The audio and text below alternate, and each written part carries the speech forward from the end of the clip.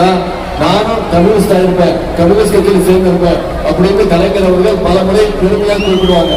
அப்படிப்பட்ட பெருமை வாய்ந்த ஒரு கம்யூனிஸ்ட் கட்சியுடைய நம்முடைய கூட்டணி கட்சியுடைய வேட்பாளர் தோழர் சுந்தரராஜன் அவர்களுக்கு தான் அறிவார் சுற்றிய நட்சத்திர சின்னத்துல வாக்களிக்கணும்னு உங்களை எல்லாம் உரிமையோட கேட்க வந்திருக்கிறார். ஒரு தொழிலாளியாக தன்னுடைய வாழ்க்கையை தொடங்கியவர், ஏழை எளிய மக்களுடைய நண்பர், தோழர், இந்த பகுதியில் இருக்கக்கூடிய தொழிலாளர்களுடைய அனைத்து பிரச்சனையும் தெரிஞ்சவர், அவங்களுடைய உரிமைகளுக்காக தினமும் குரல் கொடுக்கக்கூடியவர். ஏதோ தேர்தலுக்கு தேர்தல் மட்டும் உங்களை சந்திக்கக்கூடியவர் கிடையாது தோழர் சுந்தரராஜன் அவர்கள். மக்களோடய இருக்கக்கூடியவர், உங்களுடைய பிரச்சனைகளை அறிஞ்சவர், அதை தீர்க்கக்கூடிய அந்த ஆற்றலை பெற்றவர். அதனாலதான் நீங்க அத்தனை பேரும் அறிவால் சுத்திய நட்சத்திர சின்னத்தில் வாக்களிச்சு மிகப்பெரிய வாக்கு வித்தியாசத்தில் ஜெயிக்க வைக்க செஞ்சு கொடுப்பீங்களா? ஏற்கனவே சென்ற சட்டமன்ற தேர்தலில் நம்முடைய சகோதரர் KP சாமி சங்கர் அவர்களை ஜெயிக்க வச்சு நீங்க சட்டமன்றத்துக்கு அனுப்பிச்சீங்க. இந்த முறை நம்முடைய கூட்டணி கட்சிக்கு அந்த வாய்ப்பை நம்முடைய தலைவர் கொடுத்திருக்கிறார். இருந்தாலும் எல்லாம் உரிமையோட ஏன் வாக்கு கேட்கிறேன்னா, இந்த 5 வருஷத்துல நம்முடைய திராவிட மாடல் அரசு இந்த தொகுதிக்கு பல்வேறு திட்டங்களை செஞ்சு கொடுத்திருக்கிறோம். உதாரணத்துக்கு சில திட்டங்களை மட்டும் உங்களுக்கு ஞாபகப்படுத்த விரும்புறேன். எண்ணூர் நெட்டுக்குப்பம் பிரசஸ்தர ஆறு மற்றும் முகத்துவாரம் இன்னைக்கு 180 கோடி ரூபாய் ஒதுக்கீடு செய்யப்பட்டு ஆழப்படுத்தி தூண்டில் வளைவு அமைக்கப்பட்டிருக்குன்னா அது நம்முடைய முதலமைச்சர் திராவிட மாடல் அரசுடைய திட்டம். 25 கோடி ரூபாய் மதிப்பீட்டில் இன்னைக்கு விம்கோ நகர்ல ரயில்வே சுரங்கப்பாதை கட்டுகின்ற பணி நடைபெற்று வருகிறது. இதை செஞ்சு கொடுத்தது நம்முடைய திராவிட மாடல் அரசு, நம்முடைய முதலமைச்சர். 25 கோடி ரூபாய் மதிப்பீட்டில் அண்ணாமலை நகர் ரயில்வே சுரங்கப்பாதை அமைக்கின்ற பணி. 24 கோடி ரூபாய் மதிப்பீட்டில் அரசு பாலிடெக்னிக் கல்லூரி அமைக்கின்ற பணி.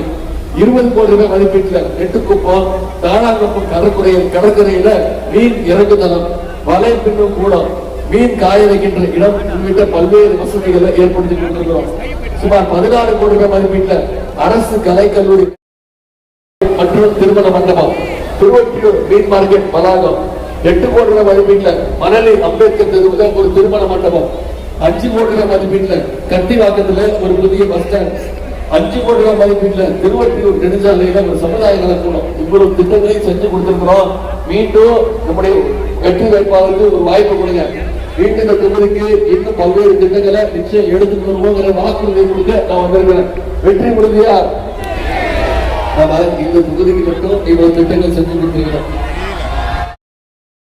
மீண்டும் ஆட்சிக்கு வந்தோடனே மகளிர் உரிமை தொகை 1000 ரூபாயில அதை உயர்த்தி 2000 ரூபாய் கொடுப்போம் வாக்குறுதி கொடுத்திருக்கிறார்.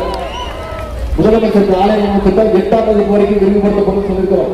கல்வி ஊக்கத்தொகை 1500 ரூபாய் உயர்த்தி கொடுக்கணும் சொல்லியிருக்கிறோம். இப்படி பல்வேறு வாக்குறுதிகள் கொடுத்திருக்கிறோம். அடுத்த 5 வருஷத்துல அனைத்து கல்லூரி மாணவ மாணவிகளுக்கும் 35 லட்சம் லேப்டாப்கள் இலவசமா வழங்கப்படும் வாக்குறுதி கொடுத்திருக்கிறோம். எல்லாத்தை விட முக்கியமான வாக்குறுதி உங்களுக்கு தெரியும். ஆட்சி அமைச்சர் முதலமைச்சர் அவர்கள் அனைத்து மகளிருடைய கைகளையும் 8000 ரூபாய் உங்களுடைய கைகள்ல முதலமைச்சர் அவர்கள் ஒப்படைச்சுவாங்க. வீட்டுக்கு என்ன மின்சார பொருட்கள் தேவைங்கிறத மகளிர் அவங்களே முடிவு பண்ணி வாங்கிக்கிட்டு ஒரு நல்ல வாக்குறுதியை நம்முடைய தலைவர் கொடுத்திருக்கிறார். இந்த வாக்குறுதியில நிறைவேற்றணும்னா வர சட்டமன்ற தேர்தலில் மீண்டும் திருவொற்றியூர் என்னைக்குமே திமுக கோட்டைங்கிறத நாங்க நிரூபிச்சு காட்டணும். செஞ்சு காட்டுறீங்களா? மீண்டும் நம்முடைய தலைவர் சொன்ன மாதிரி இந்த சட்டமன்ற தேர்தல் டெல்லி அணி வெர்சஸ் தமிழ்நாடு அணி. ஜெயிக்க போறது டெல்லி அணியா தமிழ்நாடு அணியா? டெல்லி அணிய தோக்கடிச்சு வீட்டுக்கு அனுப்பணும். தமிழ்நாடு அணி நாம ஜெயிச்சு காட்டணும். நான் இவ்வளவு திட்டங்கள் சொன்னேன்ல, இவ்வளவு செஞ்சிருக்கோம்னு சொல்றேன்ல, இந்த 5 வருஷத்துல மீண்டும் ஆட்சிக்கு வந்தா இவ்வளவு செய்யணும்னு சொல்றாங்க. ஒன்னே ஒண்ணு மட்டும் யோசிச்சு பாருங்க. கடந்த 5 வருஷத்துல ஒன்றிய பாஜக அரசு எந்த விதத்துக்காக தமிழ்நாட்டுக்கு உதவி பண்ணிருக்காங்களா? தமிழ்நாட்டுக்கு ஏதாவது திட்டங்கள் கொடுக்குறாங்களா? நம்ம கேட்கிற நிதியை கொடுக்குறாங்களா? எந்த உதவியும் கிடையாது. இன்னைக்கு தேர்தல் அறிவித்தோடனே திரு மோடி அவர்களும் அமித்ஷா அவர்களும் மாறி மாறி தமிழ்நாட்டுக்கு வராங்க. ஆனா தமிழ்நாட்டுக்கு எந்த திட்டங்களும் அவங்க கொடுக்கிறது கிடையாது. போன ஒன்றிய அரசுடைய பட்ஜெட்ல தமிழ்நாட்டுக்கு எந்த திட்டமும் கிடையாது. தமிழ்நாடுங்கிற பேர்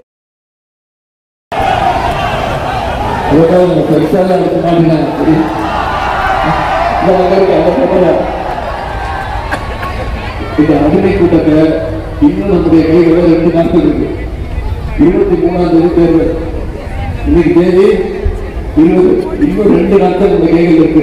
நீங்க அத்தனை பேரும் முடிவெடுத்துட்டீங்க. நம்முடைய சுந்தரராஜன் அவர்களுக்கு அறிவார் சுற்றிய நட்சத்திரம் சின்னத்தில் வாக்களிச்சு அவரை வெற்றி பெற வைக்கணும்னு நீங்க முடிவெடுத்துட்டீங்களா? அது உறுதியா? நான் உங்ககிட்ட கேட்டுக்கொள்வதெல்லாம் ஒன்றுதான். அடுத்த 2 நாட்கள்